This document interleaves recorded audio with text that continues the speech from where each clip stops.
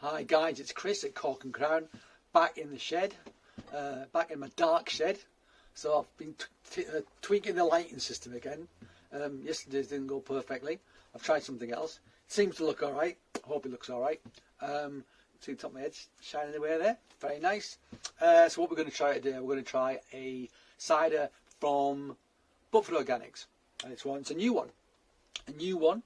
It is a single variety, Dabinett.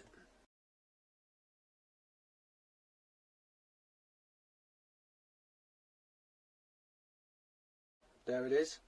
Still, ABV 6.9%. This is a 500ml bottle. As always with Martin Harris, it is organic ingredients, freshly pressed apple juice. That's literally all he puts in. Everything else that goes in there, yeast, etc., is all done by nature. That's it. And he ages in steel, no wood. It's a very pure expression of the fruit. So let's open it up and see what we think of it. Okay. Funky bottle opener again. Yeah. Get rid of that.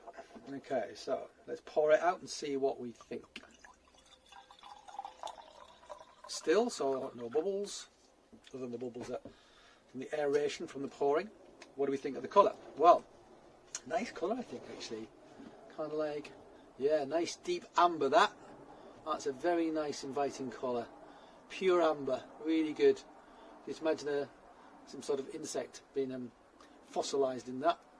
And yeah, Jurassic Park? Was that in the trailer for Jurassic Park back in like 1992? I think it might have been. Yeah, I think it probably was. But I'm very old, so I would remember things like that. So yeah, gorgeous amber. Let's give it a sniff. So one thing I've noticed with Martin's ciders, you get good solid acidity in all of them. Good solid acidity. I think with dry ciders, what I tend to ask people is, do you want a dry acid cider or a dry tannic cider? Because they're quite different. Because one just makes your mouth water, and another one sort of has that leathery kind of mouth drying astringency. Some have a combination thereof, but often the focus tends to be one way or the other. And with Martin's, it tends to be more about acid. So on the nose, it does smell like there's going to be some acidity in this. This is the 2019 vintage, so it's just been released pretty much. Well, it was released a while ago, but he didn't have any labels, so he couldn't send them out because he got new labels printed, and they're actually quite pretty. I think we saw a label like this already on the Kingston Black Dabinett blend that we had, the Pet Nat sparkling one, which we liked. Yeah, so there is like an acidity to it. Not super bracing, but it's there. Behind that, you get that kind of baked apple, warm, ripe apple. Warm? What do we mean by warm? I don't know. Warm, ripe apple, though. What are you going to do? Well, it's quite delicate. It's quite subtle. It's not in your face. Maybe a hint of Demerara, something like that. Yeah, I'll go with those things. Cheers.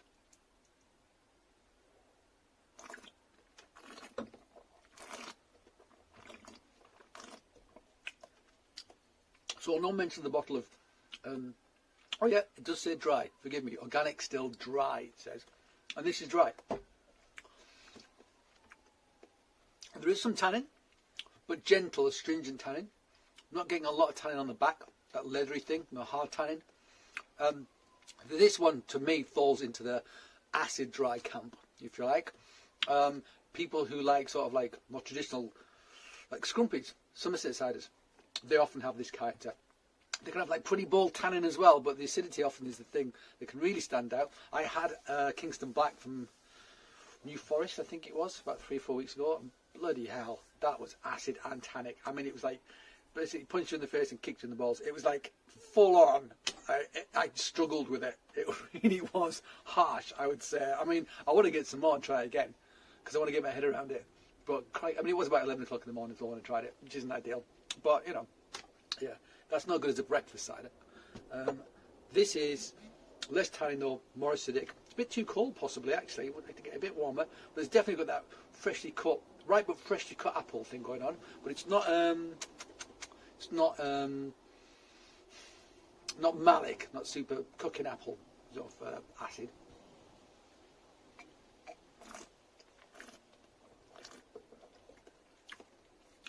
My light's flickering a bit.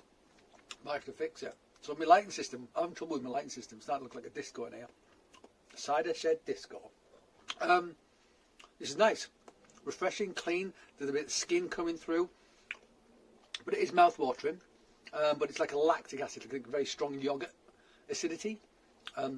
Quite delicate apple, but yeah, for me this flits more towards some of the Somerset ciders that I sell, but without the funk. Very clean because it's in steel. Really clean, pure flavours you get with them with Martin. I mean, it's wild yeast, but it's not funky.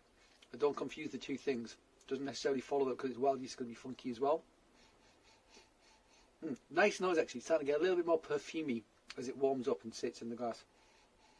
Yeah, good stuff. I want to have it with, actually most of his ciders I want to have with like roast pork or fatty pork or lamb or pork chops with fat on. Apple and pork is a classic combination, but the acidity in this with the fat would really cut through it fantastically, more than a tannic cider would. It really would work well. So there you go. Dabinett from Butford Organic. Me likey. But, you know, I like everything he does. Yeah, and it's nice to come to 500ml, so you can get one and sample it if you want. Cool. All right, cheers. I'll be back with another cider very soon. In fact, I might film one straight after this. Try and fix me light. Because I'm off to Teesside tomorrow. And I don't know if I'll get to film any cider stuff in Teesside. Not world famous for its ciders, Teesside. Don't know what it's world famous for actually. I think it's something. Anyway, so I'll be back soon anyway. So thank you for joining me. Hope to see you again soon and cheers.